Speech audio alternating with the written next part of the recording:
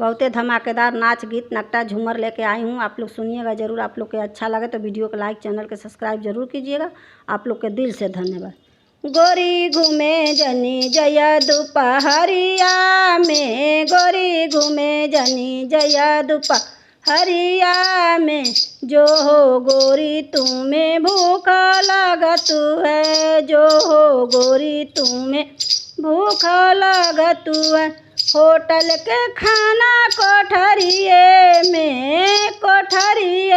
में, गोरी घूमे जनी जया दोपहरिए में, दोपहरिए में, गोरी घूमे जनी जया दोपहरिए में, दोपहरिए में, जो हो गोरी तुम्हें प्यास लगत है, जो हो गोरी तुम्हें प्यास लगत है।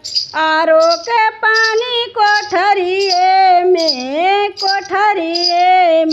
गोरी घूमे जनी जया दोपहरिए में, दोपहरिए में, गोरी घूमे जनी जया दोपहरिए में, दोपहरिए में, जो हो गोरी तुम्हें अमला लगत है, जो हो गोरी तुम्हें अमला लगत है। पाना सुपारी कोठरिए में,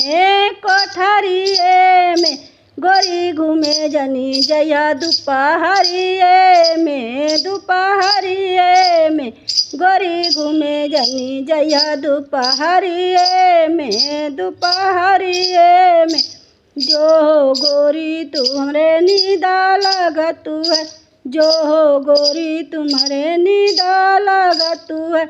तो सक तकिया पलंगिए पे, गोरी घूमे जनी जया दोपहरिए में, दोपहरिए में, गोरी घूमे जनी जया दोपहरिए में, दोपहरिए में।